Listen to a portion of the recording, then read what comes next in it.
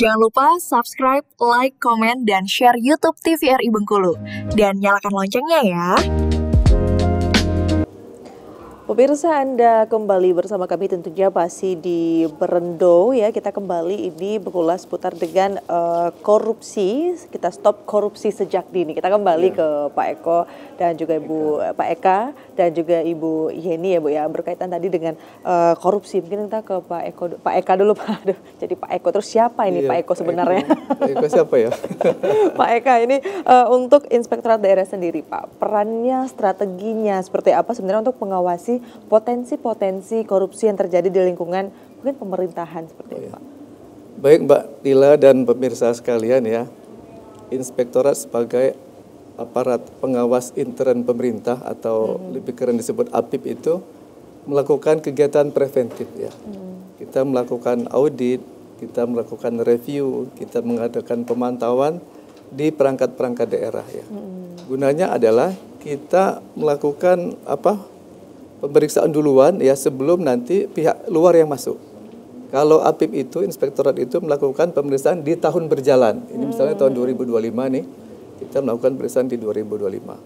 Periode biasanya di TW kedua ya, mulai TW kedua sampai seterusnya.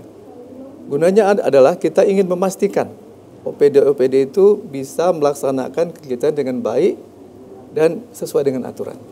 Jadi kita mentrasir dulu nih. Kita gembleng dulu bagian internet kita, nanti setelah ada pihak luar yang masuk, insya Allah tidak ada lagi banyak temuannya ya.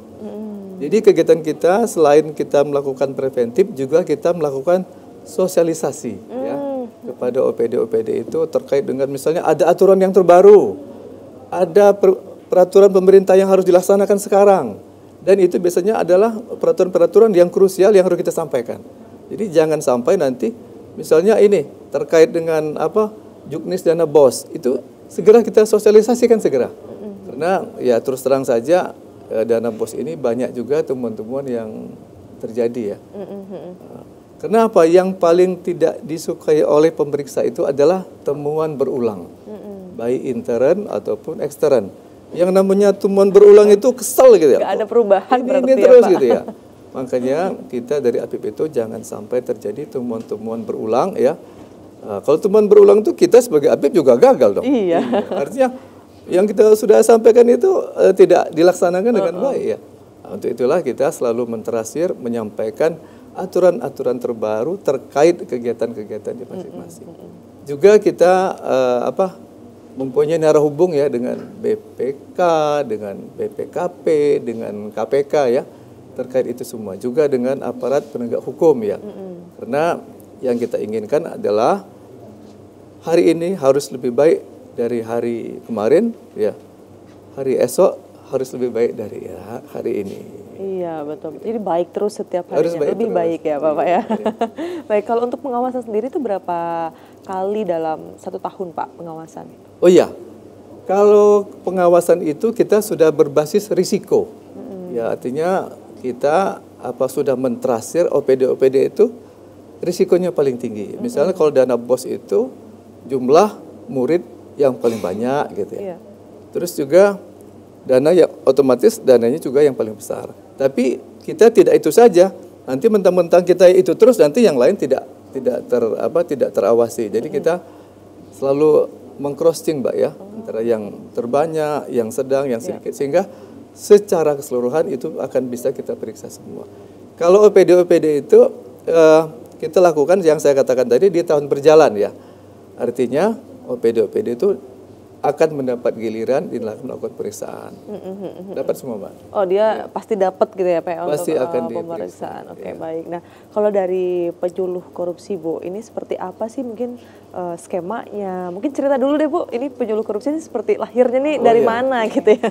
Atau ini saya aja yang jelaskan, kalau yang paksinya yang jelaskan kayaknya kurang pas ya. Boleh Pak. Jadi paksi adalah penyuluh anti korupsi itu adalah bentukan dari KPK ya.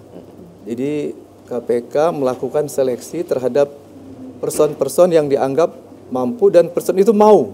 Itu juga ada penonton kita tuh, Pak Ibsanusi itu juga tuh, paksi juga yang pakai kopiah. Satu lagi Bayu Agung Pambudi. Jadi di kota itu paksi itu cuma ada 3 orang. Bayangkan aja di kota itu. Jadi boleh kita tepuk tangan dulu dengan vaksin. Oh, luar biasa. Keren. Jadi Ibu Yeni, Pak If dan Pak Bayu ini belajar dulu secara online, lalu tes secara online, lulus, lalu diwawancara, ada sedikit makalah yang harus mereka paparkan sehingga oleh KPK itu layak dan lulus. Dan yang melantiknya nggak salah Mbak, yang lantik itu langsung ketua KPK, itu di Hotel Mercure dulu.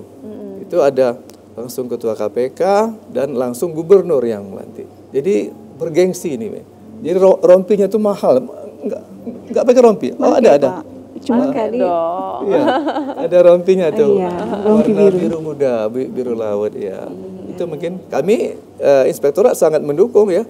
Bila perlu nanti yang penyuluh anti korupsinya ditambah lagi, nanti mungkin teman-teman yang lain, teman Irban juga diikut paksi. Jadi semakin banyak paksi, semakin kita bisa beraksi gitu ya. Iya betul. Oke, gimana Bu Yeni mungkin pengalamannya Bu menjadi penyuluh Bu? Jadi tadi yang dijelaskan sama Pak Eka, berarti intinya itu tadi paksi itu sendiri memang sifatnya itu tadi keinginan. Nah, keinginan karena memang di sini nih kita nggak dibayar gitu kan, kita berusaha untuk memberikan mengedukasi masyarakat gitu, sifatnya seperti itu. Jadi memang ini KPK itu menjaring, kebetulan saya Pak If sama Pak Bayu itu direkrutnya melalui APIP. Nah, jadi ada bersurat KPK-nya tadi. Jadi aparat pengawas internal pemerintah yang ingin menjadi paksi bisa mengikuti ujian. Nah, tetapi juga ada dari kalangan masyarakat, dari mahasiswa. Jadi kami itu ada forum FAK RMB namanya, yang sekarang ini ketuanya Mas Anang gitu kan. Jadi FAK RMB itu kalau untuk di Provinsi Bengkulu dia menghimpun kami Pak Bu. Jadi kami itu ada di beberapa kabupaten, kota. Jadi kami itu bergerak sendiri, tetapi kami melaporkan, sifatnya seperti itu. Nah, melaporkan, jadi kegiatan-kegiatan kami. Kalau untuk di Pemda Kota, alhamdulillah kami ini dilibatkan gitu kan dalam kegiatan penyuluhan anti korupsi ini, paling tidak gitu kan di ke lingkungan ASN dan juga mungkin ke perangkat daerah pelayanan publik. Di situ kita langsung berhubungan sama masyarakat gitu kan. Kita mengedukasi, sifatnya seperti itu dan terjadwal kita. Itu untungnya seperti itu kalau untuk di Pemda Kota Bengkulu. Baik, ini kan untuk dari Kota Bengkulu 3 orang tadi Bu. Iya. Mungkin diceritakan lebih banyak lagi nanti seperti apa sih pembagiannya, ada jadwalnya tadi ya mungkin, tapi tahan dulu Ibu ya. Kita akan jeda terlebih dahulu, pemirsa jangan kemana-mana, tetaplah bersama kami tentunya di Berendok.